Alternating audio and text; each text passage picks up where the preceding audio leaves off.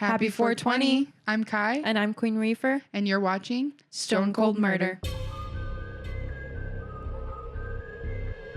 Just a PSA, if you have any information to help solve a crime, you can go to crimestoppers.com to report any information anonymously.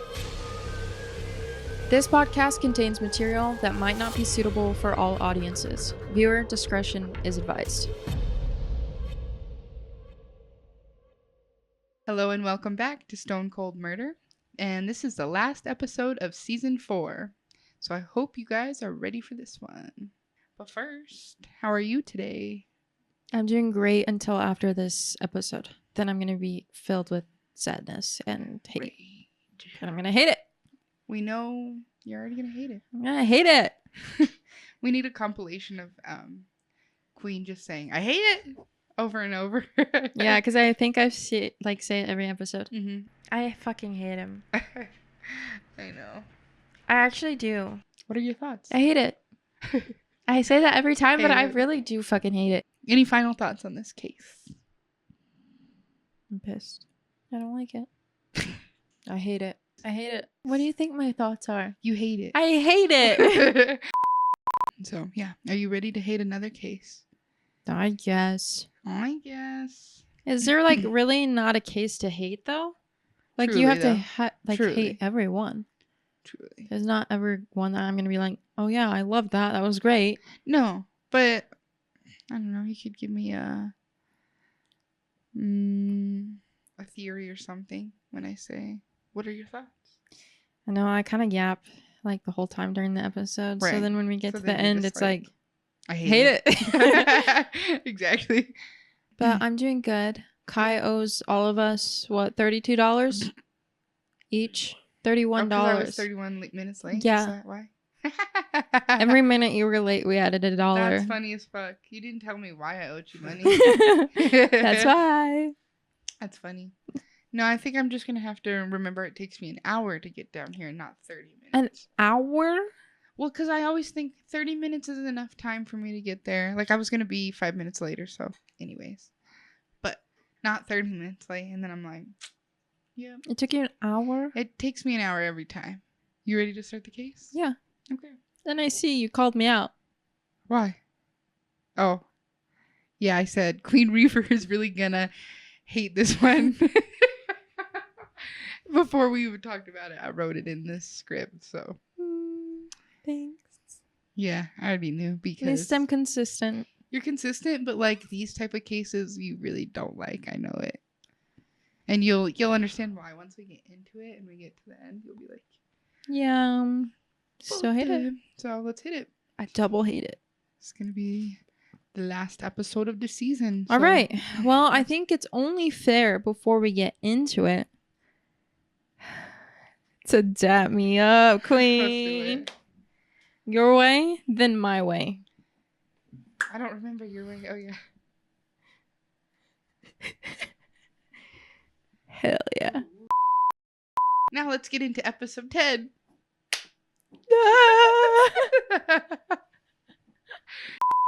Our story starts out on December 11th of 2008 in Orlando, Florida.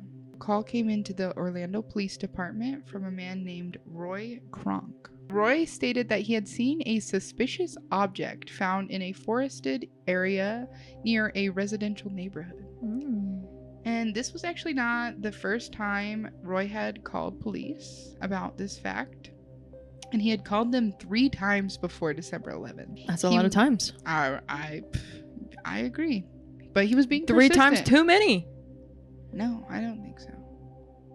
I'm just saying he shouldn't have to call it in 3 times. Oh, yeah. Exactly. Yeah, you're right. I know I'm right. Yeah, I know. Uh-huh. Yeah, he was being persistent because he was pretty fucking sure he had seen a skull. That was the suspicious object he was trying to convey to them that he was seeing in this area. And he really wanted the police to investigate it. So they weren't concerned that there was maybe a skull at all? Well, the first 3 calls came in consecutively on August 11th, 12th, and then the 13th. So he called a boom, boom, boom. He said, in the first instance, he was directed by the sheriff's office to call a tip line, which he did, but he received no call back. Is that even protocol? Yeah, you'll see why later in the case why. Okay, but this like is a big case that sometimes with big cases people just call in and make false tips. But this is just the beginning of a case. Or so I think. Right. I wrote this one a little different, so yeah. Well, now my theories aren't going to be theorying. Well, maybe you should Because just listen. what the fuck? Yeah.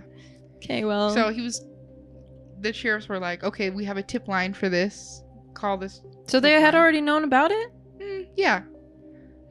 So why is the skull still there? Beats me, actually. Truly. Beats me. From August to December is a pretty big discrepancy. Because this is when the first 3 calls came in, was in August. And he called that last time in December. Yeah, what the helly? What the helly indeed. The second time he called, he again called the sheriff's office, and then eventually he was met by 2 different police officers. He reported to them that he had seen what appeared to be a skull near a gray bag. The officer conducted a short search and stated he did not see anything. No skull, no bag. Nor was anything done or found on the 3rd call. So Roy gave up for a little while, but finally on December 11th of 2008, Roy had had enough, and he was sure that they needed to take this seriously, and again he called the police. So the police arrived on scene and conducted a search, and this time they did find something. Wow, go figure. You've only been called about this 3 other times. Yeah, 4th time's the charm, right? That is so crazy, because I feel like that's like something you should take serious. Like, I think a skull. What that, like, and you're not gonna even like bother to call me back the first time I call this in? Like, that seems messed up.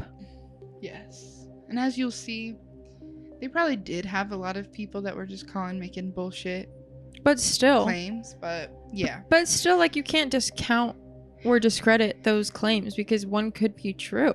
Yeah. And so you still have to do your thorough research. When you find out the location of where this is too, you'll be like, oh fuck yeah. They should have taken this way more seriously. So they did find remains of a child wrapped in a blanket inside of a bag. An investigative team was called to the scene, and they began to look at for any evidence that could help identify their victim and their killer. The investigative teams recovered duct tape, which was hanging from hair attached to the skull and from some tissue left on the skull. So the body was pretty degraded by the time they did find it. Well, it wouldn't have been. Yes, exactly. Say it. It wouldn't have been like that in August if you would have taken your job serious. Right. Exactly. Piss off. Right. It sucks. And this is Florida, too, mind you. So so it's like really just... It's hot. Yeah. This is a hot place. Orlando, fucking Florida, in July. Or August, I mean. So, while an autopsy was being done over the next 4 days, an extensive search was conducted and more bones were found in that wooded area near the spot where the remains were initially discovered. Unfortunately, the investigators and really people around the world feared they knew the identity of this child. And they waited on bated breath to hear the confirmation from the medical examiner. Now you may say, well, why did these people think they knew the victim? I'm assuming missing child report? Yeah, I think you're right. Oh, ding, ding, ding. Sign me up. Yeah, and so this was because on July of 2008 is really when this case started taking off and the search of the missing child started. Don't tell me the kid went missing around this area where the remains were found? Oh, yeah. So it just keeps getting worse and worse of why they didn't take it serious. Oh, it's a frustrating case. Piss off. So on July 15th of 2008, George and Cindy called and reported their granddaughter missing. In the 911 call made, she stated that she had not seen the child for 31 days. What? 31 days. And this is in July. Okay. You're calling 31 days after your granddaughter goes missing? Mm-hmm. So she continued to tell the police dispatcher that her daughter had given varied explanations as to where her granddaughter was, before eventually saying, well, I actually haven't seen my daughter in weeks. So that's when Cindy was like, fuck, I need to call the police. So little did they know that this would become a story told across the world and lead to one of the biggest investigations in Florida history, and one of the most sensationalized and debated murder cases from the 21st century. Well, yeah. You have your granddaughter go missing for 31 days and you don't even Well, their daughter was like, oh, she's here. I dropped her off here. Oh, she's staying over here. Oh, I see. So she wasn't the caretaker. She wasn't the caretaker of her granddaughter. Right. Her daughter was, and she was lying to the I see. I thought the grandparents were the taker of her and they just didn't see her for 31 days. Yeah. I see. Yeah. So, I mean, it's still what? Yeah. But not as what? Yeah. On the grandparents' side. You're like, okay, I understand. I can understand, right? So, okay. Finally, on December 19th of 2008, the world would have their answer. Medical examiner Jan Garaviglia confirmed that the death of the small child was ruled a homicide and that the cause of death was listed as undetermined. And the identity of the remains found were that of 2-year-old Caylee Marie Anthony. And that's where we'll take our first smoke break.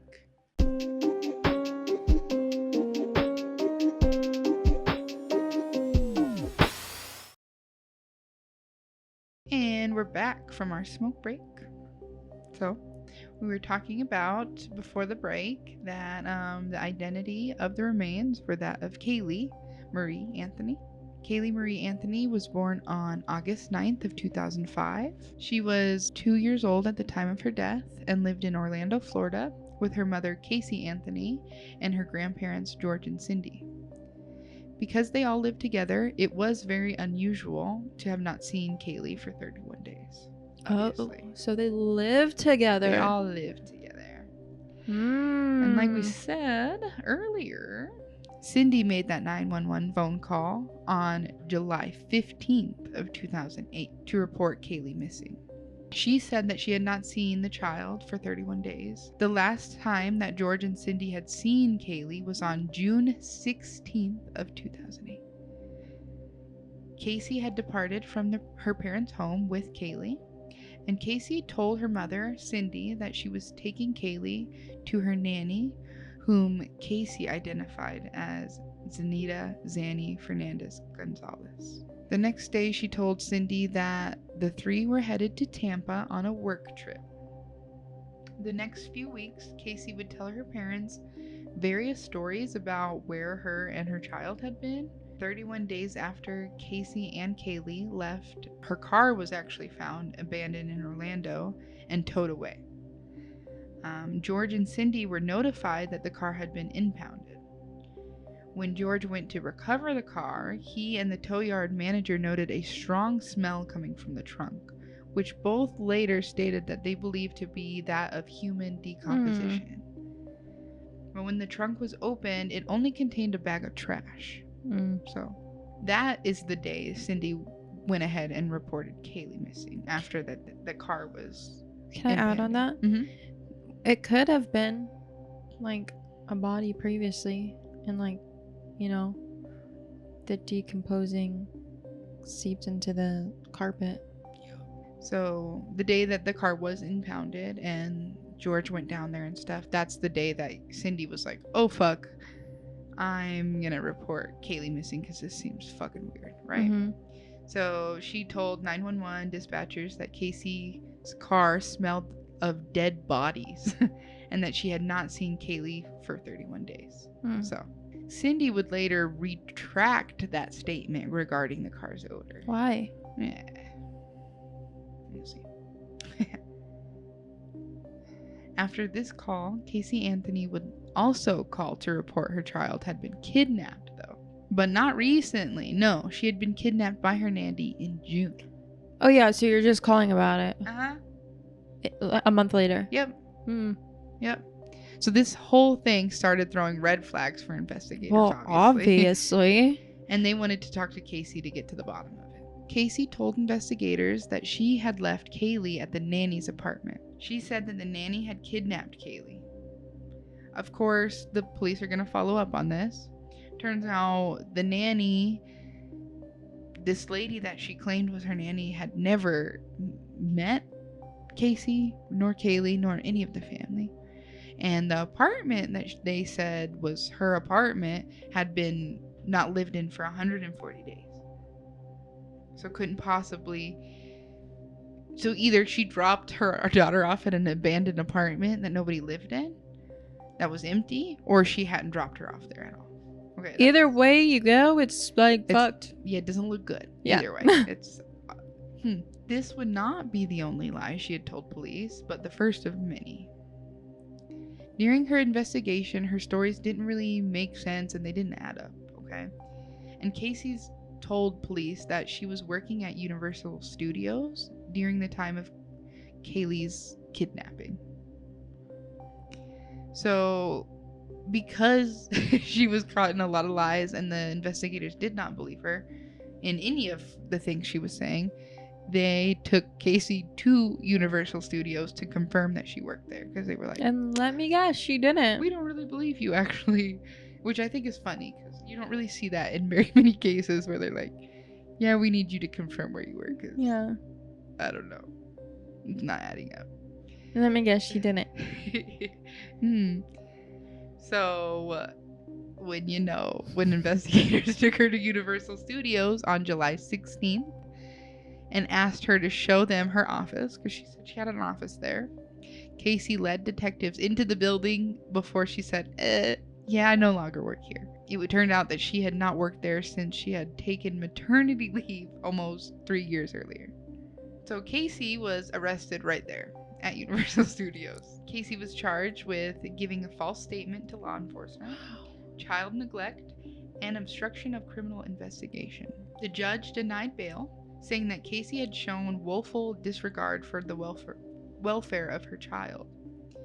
And on July 22nd of 2008, after a bond hearing, the judge set bail at $500,000. On July 29th, Caylee was offered a limited immunity deal, which she did not take. This deal would be in exchange for helping find Caylee, and prosecutors said that they would not use Caylee's statement to police against her. Like her lies? Yeah. She did not take the deal. A month after that, Caylee was released from the Orange County Jail after her $500,000 bond was posted by two bondsmen named Tony and Leonard Padilla. Leonard said that he hoped him and his nephew could help Caylee find her missing daughter, because they believed that she was kidnapped. And it's just two random people. Bondsmen, yeah. Bail's bondsmen. So, like, random people can bail you out? Yeah, well, they had a bond company, so I'm sure that they could bond whoever the fuck they want. I don't like that. However, this case had already blown the fuck up at this point, and people were enraged by the fact that they would even have the audacity to help Caylee out. Yeah, and what, right mind would you do that? No, don't do that. So an angry crowd began to gather around Caylee's residence, where obviously Caylee was staying while on bond. So after that, Tony decided to revoke her bond and return her back to jail. You can do that after you pay the bond? You sure can. Well, they posted the bond, so I think you could pay in payments or whatever for some of those. Oh, that's amazing. Yeah, so they revoked that shit and they said, back to jail you go. So now we're going to go to August. So this is when the first 3 calls came in from Roy Kronk. That was the man that was reporting that he had seen human remains near Anthony's home. Caylee Anthony's home. He had seen what he thought was a skull. Okay.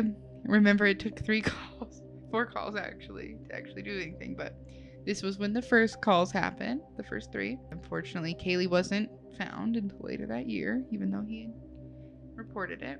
While police were still searching for missing Caylee, Casey was released again on bail on September 5th of 2008 for all the pending charges after being fitted with an electronic tracking device. So she had a nice little foot thing on. Okay, so this pisses me off even fucking more.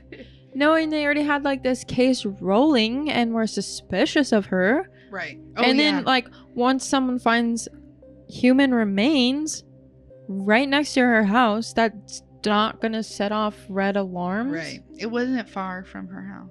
But like I said, a lot of these cases, when they're sensationalized, people just call and make up shit. But still, you should still do your due diligence. Like, yeah, you might get like 1,000 tips that are wrong, but you might get a couple that are right, and that's gonna help you solve the case. Right.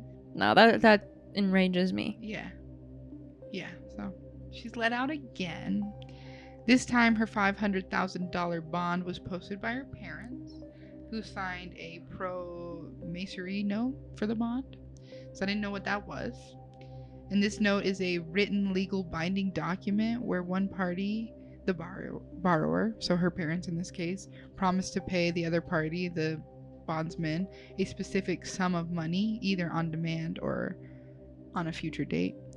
And it essentially serves as a formal loan agreement outlining the terms and conditions of the debt. So Casey had about a month of this until on October 14th, she was indicted by a grand jury on charges of first-degree murder, aggravated child abuse, aggravated manslaughter of a child, and 4 counts of providing false information to police, which is a long list, I'd say. Mm-hmm. She later was arrested, and then Judge John Jordan ordered that she would be held without bond. A week later, the state dropped the child neglect charges because neglect charges were premised on the theory that Caylee was still alive because they had not found her remains at this point. On October 28th, Casey was arraigned and pleaded not guilty to all charges. And that's where we'll take our second smoke break.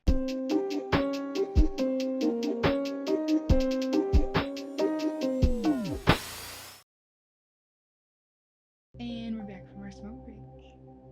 So, on December 11th of 2008, they finally found Caylee's remains, and they were found near the Anthony home. Yeah, and they could have been found months earlier.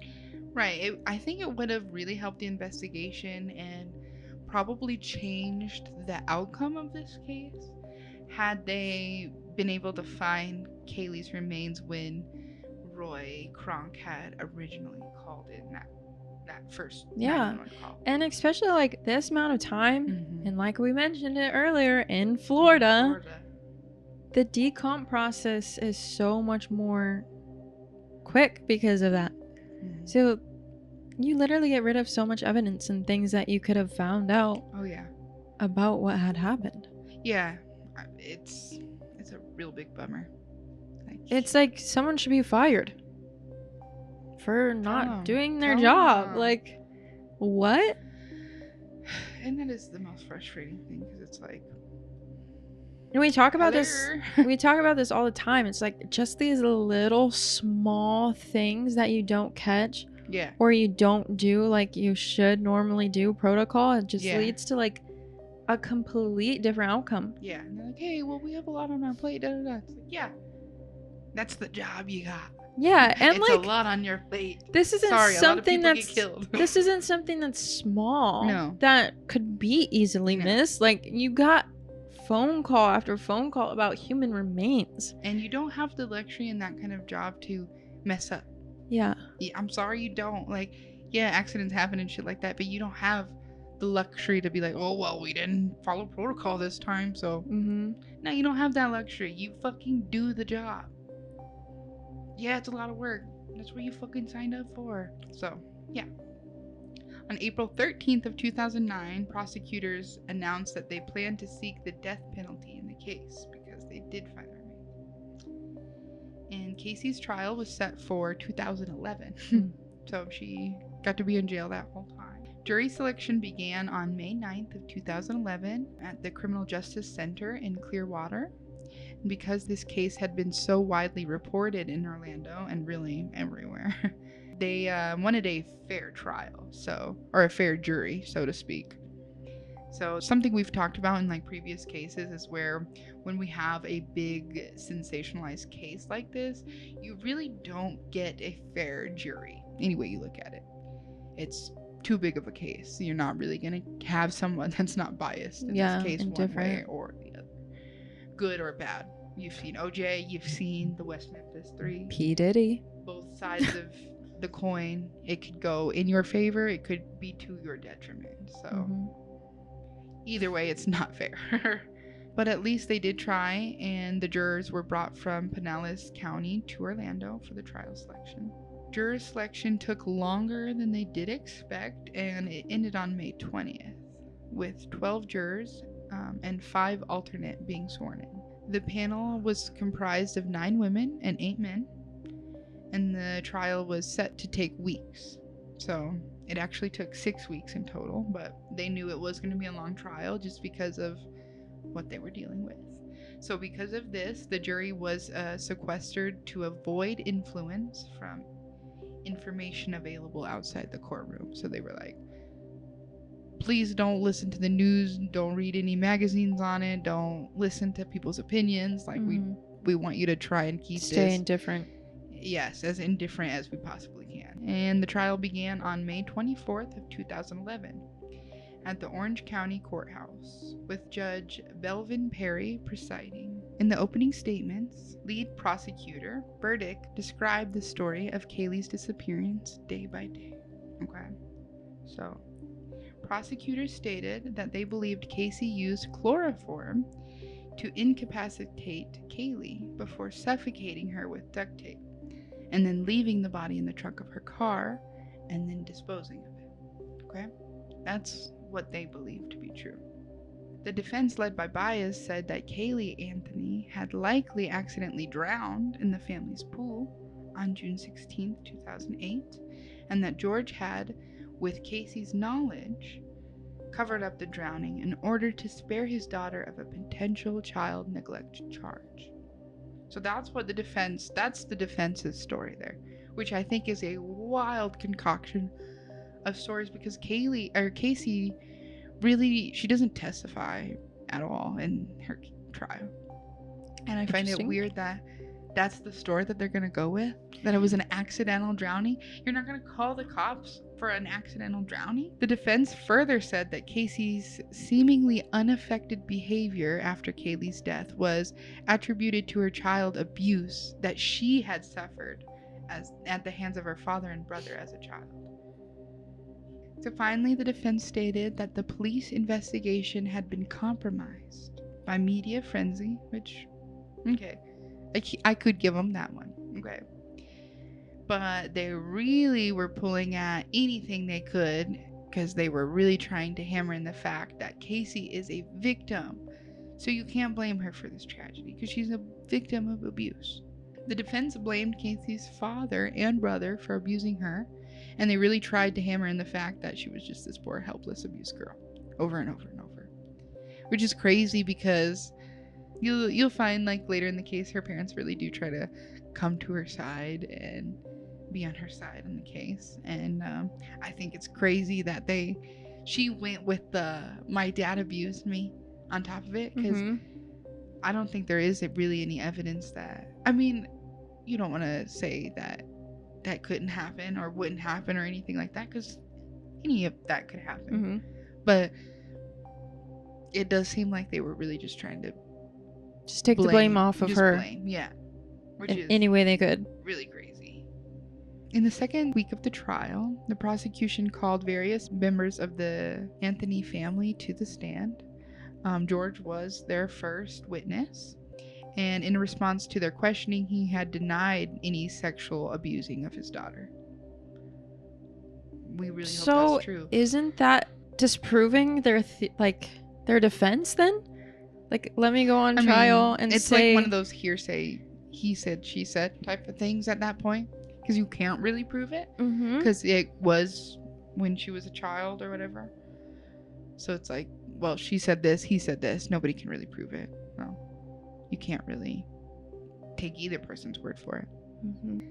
So when George was questioned about the smell in Casey's car, both George and Casey's then boyfriend testified that they did not smell anything resembling human decomposition in Casey's car when she visited them while Caylee was missing.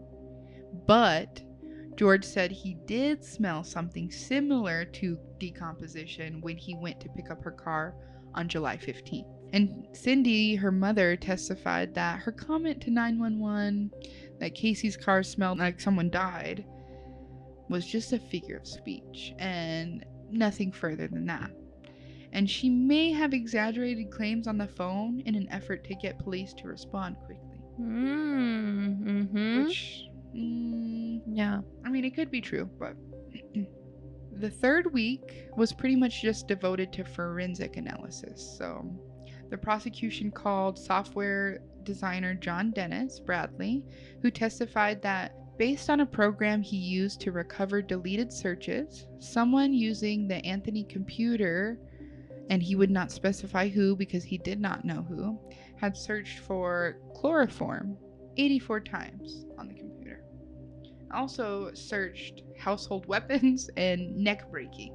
However, the 84 times, Bradley did publicly report that this number was an error attributed to a bug in his program, and the computer only contained one search of chloroform. Okay, but still, with the other two, the household weapons and the neck breaking, it seems convenient enough, I would say. Yeah, like, okay, whether you search it 84 times or one time, like, right, still a factor in this case. Right. 2 police dog handlers indicated that their cadaver dogs had detected human decomposition in Caylee Anthony's car and in the Anthony family backyard. And chief medical examiner, we're going to call her Dr. G because that's what she goes by sometimes, for the prosecution testified that she determined Caylee's manner of death to be homicide based on the physical and circumstantial evidence found, including the fact that her death had not been reported and that chloroform had been found in Casey's car, and noting that even a small amount of chloroform could result in a child's death. Okay. So she's like, to me, that's not accidental. That's a homicide. So some people would argue not. Especially after that search. Like, right. Then it just goes to prove if they found it in her car, like... Right. What? Well, it's the way they found it, you'll find out how they found it here in a minute. But on cross-examination, Dr. G admitted that toxicology tests on Caylee's bones came up negative for volatile chemicals, but she maintained her opinion that death was not an accident just because given the lack of reporting her missing or anything really, what I mean? Yeah, and that's not an accident. This goes back to show that if the body had been found months earlier, maybe this would be a different case that we're talking about. Maybe that would have shown up on the bones. Right. But now you have them severely decomposing.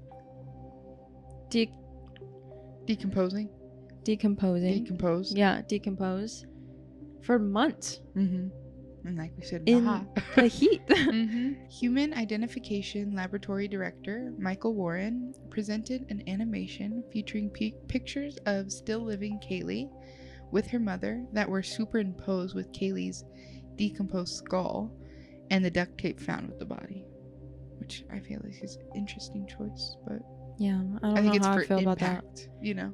Yeah, but still, I don't know. It's kind of a little like eerie, I guess. Warren said it was, in his opinion, that the duct tape had been placed on Caylee prior to the body's decomposition.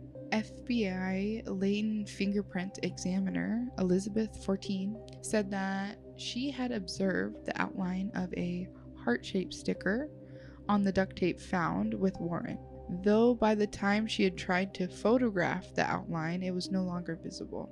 She said that she had not found fingerprints on the tape, though she had not expected to because the state in which Caylee's body was found in, obviously. Which we all kind of figured.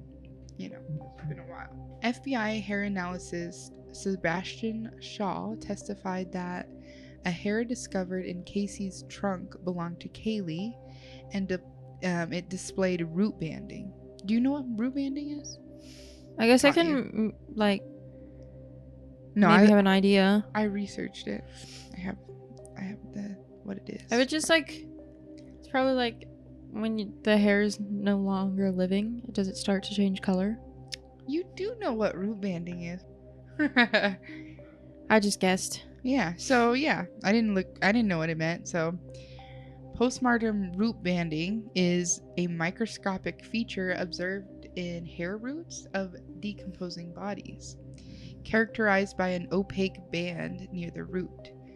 It's a recognized phenomenon in forensic science, but the exact mechanisms and factors influencing the formation are not really understood. So, but that's a good point, because they can't just say, oh, it was there because her hair, whatever. Her hair, it's after death that it's there. Yeah. So obviously at some point you were in contact with her body after death. Correct. So it appears opaque in a little opaque band at the root, and is very dark compared to the rest of the hair. So you can see this under a microscope, but not necessarily just to the human looking eye at the hair. Yeah.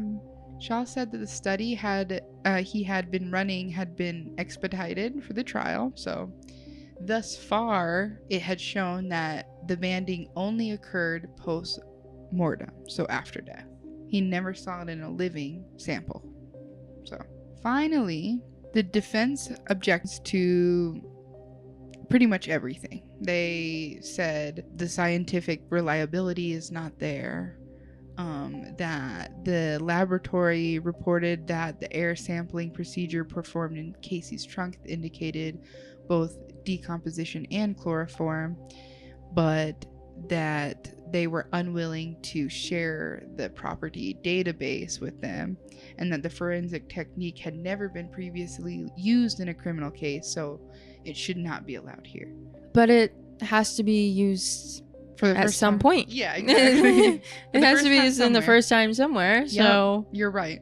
Now, the defense began their case the 4th week of the trial with forensic pathologist Dr. Warren Spitz, who had also performed an autopsy on Caylee. Spitz called Dr. G's autopsy shoddy, saying it was a failure that Caylee's skull was not open during her examination. Oh. Spitz said that that his own autopsy could not determine whether the child's death was a homicide, and that in his opinion, the duct tape had been placed post-decomposition, saying that the duct tape placed on the skin would have had residual DNA. But as you could remember, when Dr. G said that she determined the child's death was homicide, it was because of the lack of reporting the child's death. Not based on anything that she necessarily found on the body, but because Casey didn't report it. So she's like, I don't think it's an accident. I think it was a homicide because simply you didn't report it and you're her mother. So they can't, in this case, in these autopsies, they don't have a cause of death? They do not. So it was just inconclusive on the cause of death? But they just say based off of how this was going that that's what they think? A lot of it's just circumstantial evidence, not really physical evidence, which is always hard to prove. And so is most of that because of how severe the body was decomposed? And probably the way she died, because maybe if you found her body, you could tell that it was for sure chloroform, or that she was suffocated, or whatever. It wasn't like some of these cases where they were shot in the head with a bullet, or their neck had been broken, or something like that, where it's a clear cut, oh yeah, this happened, They could just tell she had died. But Dr. G was like, I think it's a homicide simply because it wasn't reported. Yeah. Cindy now was testifying as a defense witness and said that she had been responsible for the chloroform search on the family computer, saying that she simply meant chlorophyll, but had misremembered the term. Yeah, but chlorophyll. Okay, that could make sense if chloroform wasn't found in the trunk. Right. Cindy said that her work records indicating that she had been at work at the time of the search were just incorrect, and because she was a salaried employee, her time cards weren't often incorrect and she could have been at home. Cindy also testified that their family buried their pets in blankets and plastic bags using duct tape to seal the opening, which I think is very nice of her to expose that, because as you remember, Caylee was found and wrapped in a blanket in bags with some duct tape. It's interesting she just gave that little bit of information out. Additionally, the defense called an FBI forensic document examiner who found no evidence of a sticker or sticker residue on duct tape found near the child's remains. And I'm not really sure what the big deal about the fucking sticker is, but they mentioned it a bunch of times, saying that they were just lying about a sticker. And I'm like, I don't know why they would lie that they found sticker on duct tape. Yeah. But they really honed in that the prosecutors were lying. Well, maybe if they could get them on one little lie, it can make their case seem more believable. You're right. Huh? On June 30th, the defense called Crystal Holloway, a volunteer in the search for Caylee, who had stated that she had had an affair with George Anthony. And according to Holloway, George said that Caylee's death was an accident that snowballed out of control. And during a cross-examination, prosecutors pointed to Holloway's sworn police statement in which she stated that George believed rather than knew that it was an accident. So, during the redirect examination, Baez asked Holloway if George had told her Caylee was dead while stating publicly that she was missing, to which she replied yes. In an earlier testimony, George denied the affair with Holloway and said that he visited her only because she was ill. What? So I don't know, he was documented to visit her house. Because she was ill? She was so ill, he had to go visit the volunteer. Okay. They must have been good friends, I guess. I don't know. I don't think you just go... I don't know. Never mind, I won't. Whatever, it's fine. I don't want to get sick. So I'm not going to visit. Also, yeah, if your child's missing or grandchild's missing, are you really trying to go visit any of the volunteers that are searching for said? Yeah, I don't know. You wouldn't think so. After Holloway's testimony, Judge Perry told jurors it could be used to impeach George's credibility, but it was not proof of how Caylee died, nor evidence of Casey's guilt or innocence. So yeah, his credibility is not there because we don't know if he's lying because that's a lot of inconsistencies there, but it still doesn't prove how Caylee died or if Casey's guilty, basically. So by the time both sides had concluded their case, the prosecution had called 59 witnesses for 70 different testimonies, which is a shit ton. And the defense called 47 witnesses with 63 different testimonies. Closing arguments were heard on July 3rd and 4th. The prosecution reiterated the state's belief that Casey had killed Caylee to free herself of parental duties, saying when you have a child, that child becomes your life. So obviously, she wanted to do other things, so that wasn't her life anymore. Yeah, but to boo-hoo, Cindy Lou Who. You had that kid. Right, that becomes your life and your responsibility. If you didn't want to be a parent, then cover your hoo-ha. Don't be having swimmers. Or if you do, take different precautions. If you don't want this reality. So this was because she was seen going out a lot before and after Caylee's death. A lot of people speculated that she wanted her freedom back and to rid herself of the responsibilities. So this case is about the clash between that responsibility and the expectations that go with it, and the life that Caylee Anthony wanted to have. That's the quote that they said. He emphasized that Casey's false claims included her claims regarding Zanny Fernandez Gonzalez, who was a real person but had never met anyone from the Anthony family, and she did not ever babysit Caylee. So he said that this was a false claim, obviously, and that the smell in the car and the items found in Caylee's remains, the duct tape, the laundry bag, and the trash bags, were obviously, evidence of her guilt. He called the defense theory of an accidental drowning absurd because he said no one would make an accident look like a murder, which I would agree with. Like, I don't think you're going in this direction here. Yeah, and if not in this regard. If it was an accident, like, you wouldn't be going out and partying right after.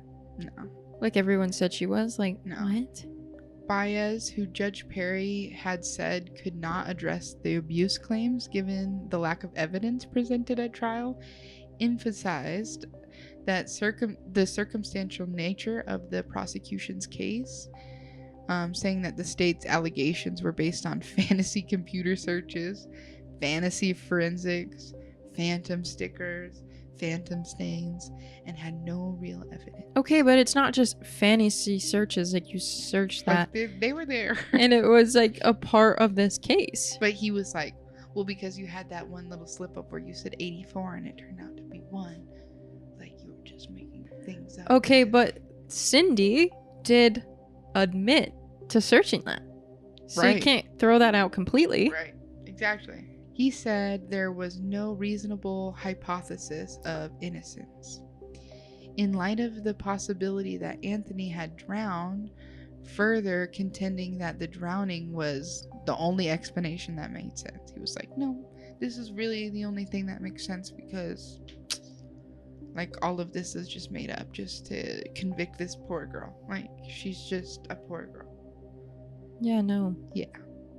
And he actually had his own video of, Caylee opening the door of the home, sliding glass door that didn't have a safety lock by herself, and then going into the pool and drowning. Which, that kind of stuff does happen, but, like, just to be pulling these things out from nowhere, like, we have no evidence of Caylee drowning, and no evidence of either one, like George, Cindy, or Casey stating that that's what happened, that was the accident. Yeah, they just pulled it out from nowhere. And he also criticized the prosecution for the heavy use of character evidence, saying that the strategy behind, this is crazy, this is his quote, the strategy behind is, if you hate her and if you think she's lying and a no good slut, then you'll just start looking at evidence in a different light. What? He called her a no good slut in her defense. If you think she's lying, we don't think she's lying. She has proven that she's been lying throughout this whole investigation. Right. So what, sir?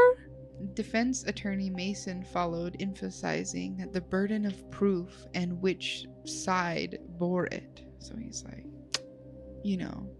Caylee Anthony is not required to present evidence or prove anything. The burden rests on the shoulders of my colleagues in the state attorney's office. That's why his quote was. Ew. Yeah. In the rebuttal, lead prosecutor, Burdick said that the state had backed up the claims from its opening statement with evidence. So he said, no, like, we have circumstantial evidence, but it's still evidence nonetheless. She pointed to Casey's actions after Caylee's disappearance, saying that responses to grief are varied as the day is long, but responses to guilt are oh so predictable, she said. What do guilty people do? They lie, they avoid, they run, they mislead, And not just to the family, but to police. They divert attention away from themselves, and they act like nothing is wrong. Burdick denied Baez's charges that the prosecution had based its case on emotion rather than evidence. She then ended her rebuttal by showing the jury a side-by-side picture of Casey partying and a tattoo she got the day before Caylee was reported missing. The tattoo on her shoulder said Bella Vita, which translates to beautiful life in Italian.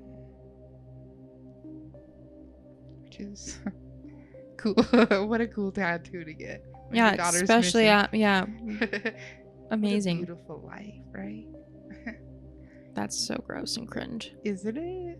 Don't Feels like ew, what the fuck? After this, the jury began deliberations on July 4th. On July 5th, prosecutors stated that during deliberations, they were about to give the jury the corrected information regarding that software discrepancy about the 84 versus the 1. However, the jury had already reached a verdict before they could do so. And one legal analyst stated that if the jury had found Casey guilty before receiving the evidence, the prosecution's failure to fully disclose it could have been grounds for a mistrial. On July 5th of 2011, the jury found Caylee Anthony not guilty of counts of 1 through 3 regarding first-degree murder, aggravated manslaughter of a child, and aggravated child abuse.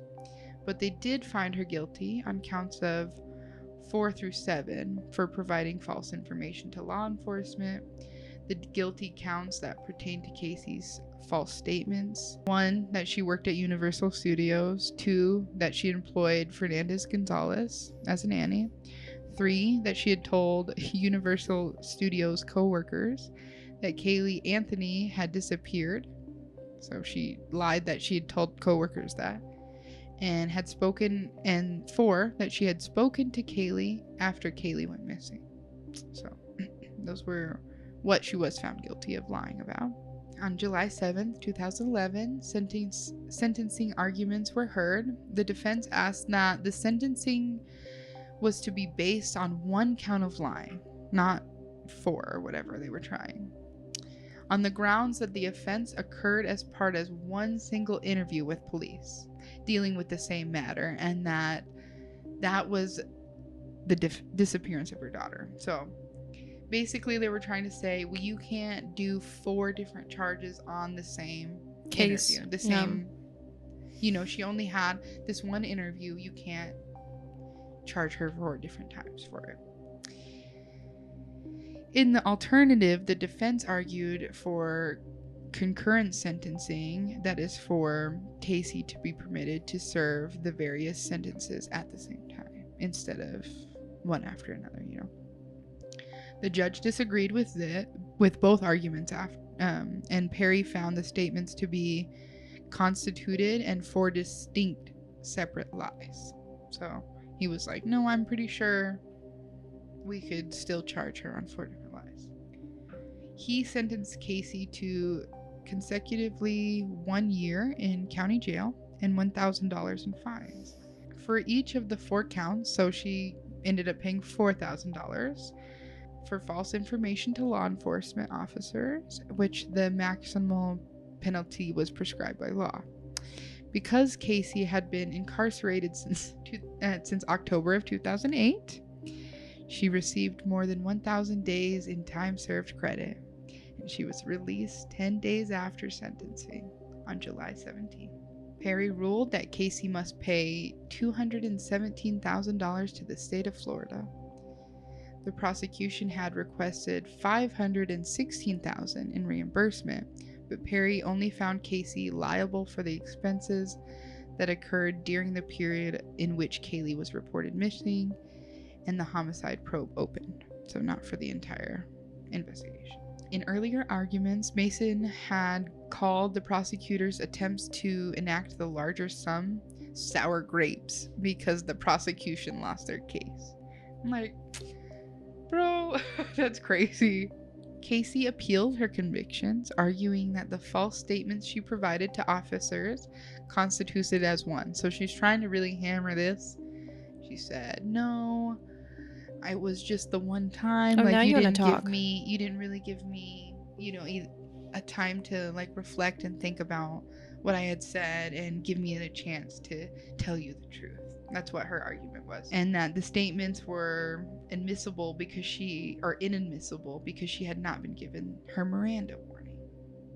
So eye roll. She was trying to say, yeah, you didn't give me that. So no, but every time a lie came out of your mouth, you had the opportunity to think, oh, this is a lie. Maybe I shouldn't say this. Yeah, but she didn't have a cool down period. Yeah. So the prosecution said that each statement constituted as separate offenses and that Caylee was not detained at the time she made any of these statements. Therefore, she did not need a Miranda warning.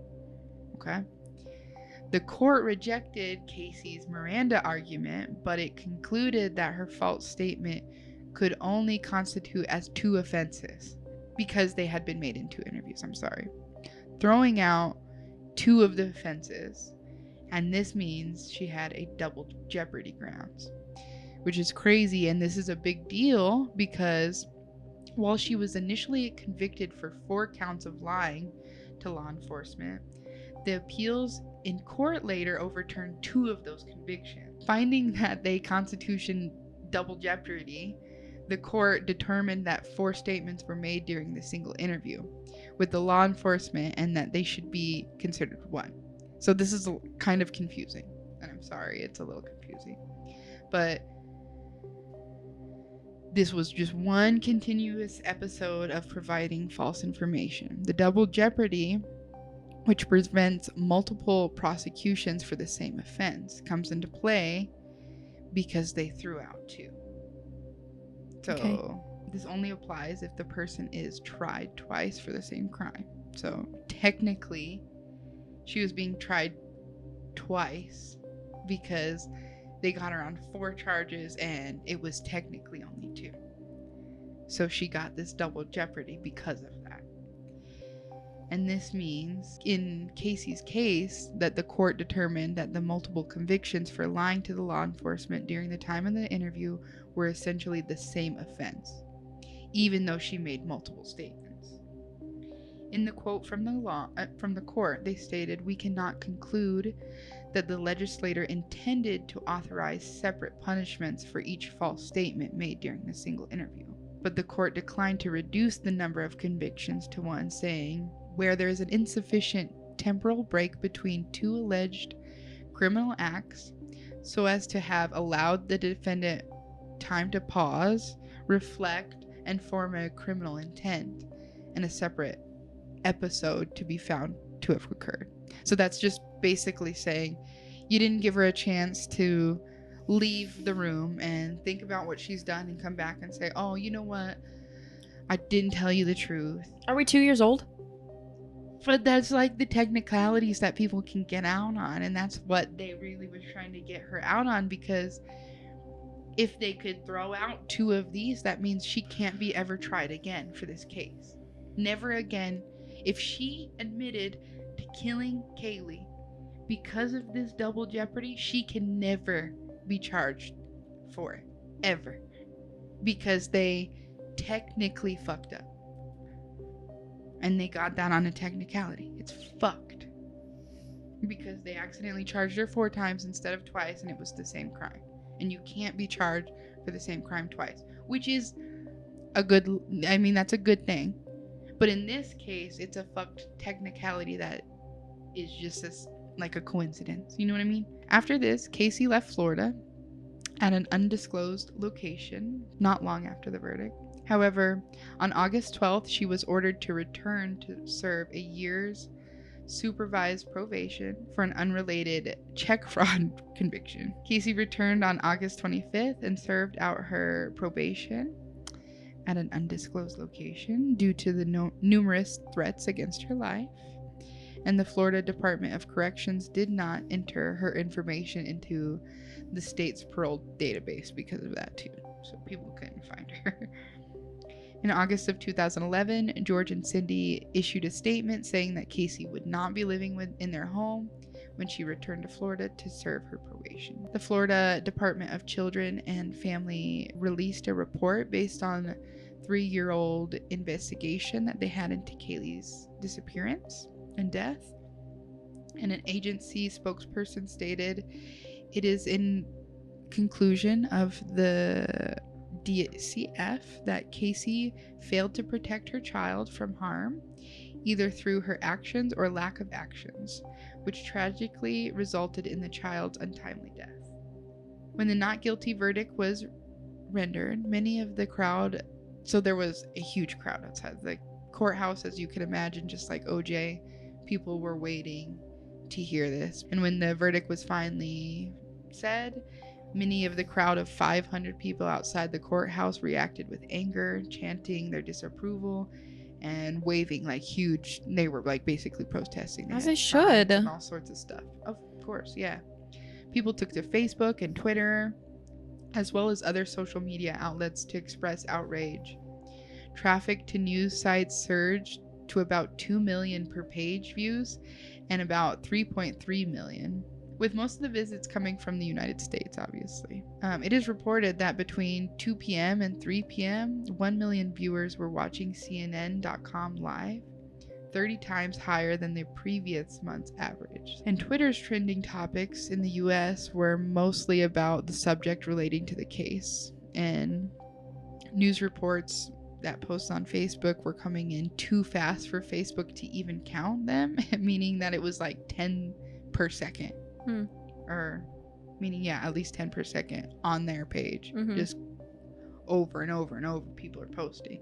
And some people referred to the verdict as OJ number 2. Yeah. The truth behind Caylee's murder will likely never be known, and even if Casey did confess, we couldn't try her again because of that double jeopardy.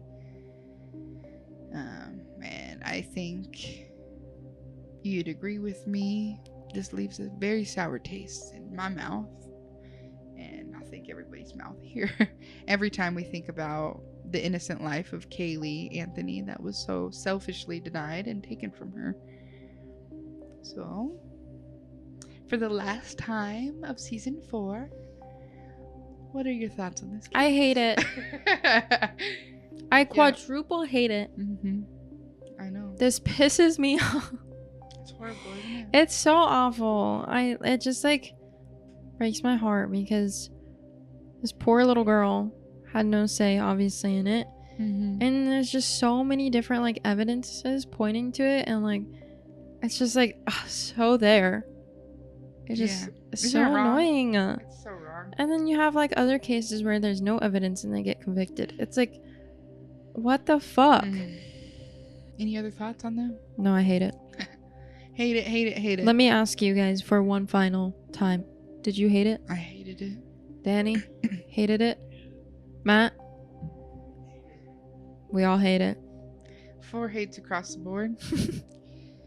I would love to hear if you guys hated it too. You can like comment on our YouTube or our Spotify or possibly our Instagram or TikTok or whatever. We somewhat respond. We'll respond to most of them, I think. All of them. I try. Yeah.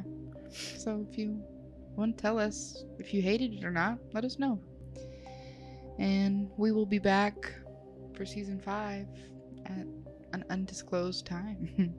But if you do follow us on said pages, you can know when that happens and when we drop season 5. Maybe. Ooh. Just perhaps. But until next time, stay high. Stay safe. And thank you for watching. Hero. Bye. Thanks for watching, guys. If you enjoyed the episode, please like, comment, subscribe, and hit the notification bell so you know when the next episode drops. Follow Stone Cold Murder and the host's socials. The link will be in the description below. And until next time, stay high, stay safe, and thanks for watching.